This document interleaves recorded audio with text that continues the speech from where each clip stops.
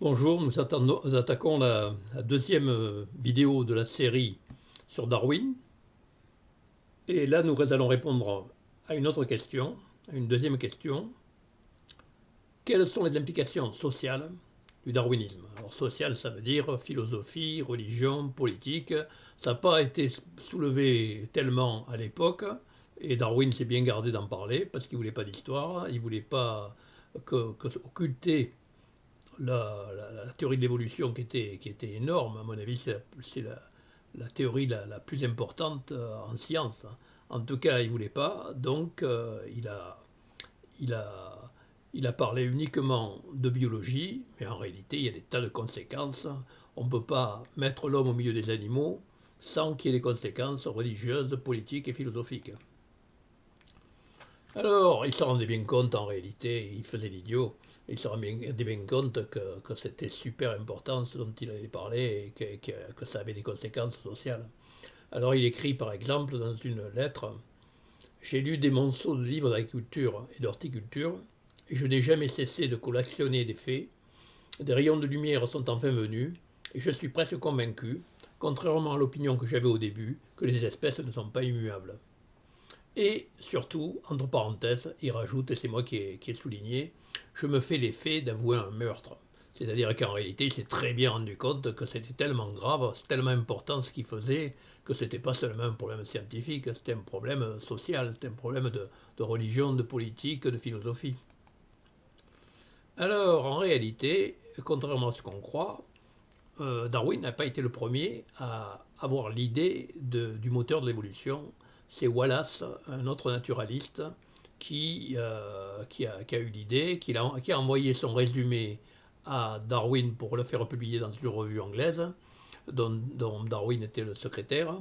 Et puis, il a été gentil, il a reconnu que Darwin avait été le premier, puisqu'il était là-dessus depuis 20 ans, mais il était tellement prudent, Darwin, qu'il voulait absolument des vérifications. Et en fin de compte, il s'est effacé. Et si on devrait appeler actuellement le darwinisme le wallacisme, mais c'est pas plus mal parce que Darwin était vraiment un grand bonhomme, par ailleurs. Alors, Darwin répondant à Wallace, vous me demandez si je discuterai l'homme. Je crois que j'éviterai ce sujet, qui est entouré d'une si grande quantité de préjugés, bien que j'admette que pour un naturaliste, ce soit le problème le plus élevé et le plus intéressant.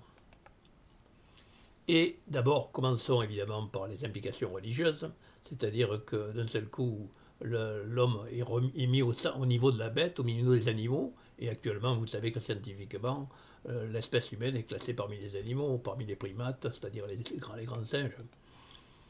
Alors, en réalité, évidemment, ça s'est pas allé tout seul, surtout aux États-Unis, où il y a eu par exemple un procès du singe, c'est-à-dire qu'un enseignant a été accusé d'avoir enseigné l'évolution, ce qui était complètement anormal, parce qu'on estimait que c'était une théorie complètement dangereuse. Et donc en 1925, il y a eu déjà le procès du singe, c'est-à-dire de ce méchant enseignant qui voulait trop en dire. Ceci dit, ça date pas seulement de 1925, vous avez Ronald Reagan, l'ancien président, qui écrivait et disait: l'évolutionnisme est seulement une théorie scientifique, une théorie que la communauté scientifique ne croit plus aussi infaillible qu'on l'a cru autrefois. En tout cas, si on se décide à enseigner dans les écoles, je pense qu'on devrait aussi enseigner le récit biblique de la création. Donc, vous vous rendez compte qu'il met au même niveau la Bible et la science, hein. Alors que maintenant, on a des tas de preuves que Darwin avait raison, puisqu'on a l'ADN qui est tout à fait neutre et qui est objectif.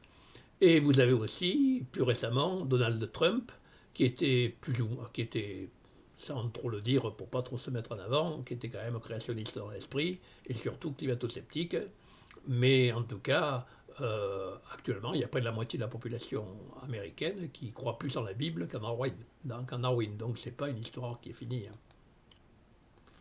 Et ça a des implications non seulement religieuses, mais aussi, et plus gravement, je crois, implications sociales et politiques. Vous voyez là une, une, une, une photo, enfin un dessin, une page d'un livre où on met le nègre avec les orang-outans, les chimpanzés et les gorilles. Donc vous voyez que le racisme est très nettement impliqué. Et donc, vous avez, derrière le racisme, vous avez évidemment le colonialisme. Et puis, vous avez, curieusement, mais c'est logique, le capitalisme. Et évidemment, voilà des dessins humoristiques. Suis-je un homme et un frère? Comment puis-je être à la fois un singe? Peut-il être notre frère? Ça paraît complètement aberrant. Et donc, c'est de l'humour, sans doute, mais c'est aussi ce n'est pas de l'humour pour les gens qui sont de couleur et qui sont mettre parmi les singes et qui ne sont pas d'accord. Et donc, vous avez vu toutes les. Enfin, j'ai pas toutes, hein, j'ai soulevé simplement, il y a des tas de déviations, de dérives du darwinisme que je n'ai pas cité ici dans si peu de temps, mais vous pouvez les trouver en tout cas dans les bouquins que j'ai fait à La face cachée de Darwin, qui est assez long et qui est en détaillé. Et puis là, j'en ai fait un résumé plus facile à aborder, plus avec des dessins humoristiques et tout, pour attirer le public, pour expliquer un truc aussi compliqué. Et ça s'appelle Darwin presque facile, qui est un peu le Darwin pour les nuls, mais avec quand même des choses sérieuses. Merci de votre attention.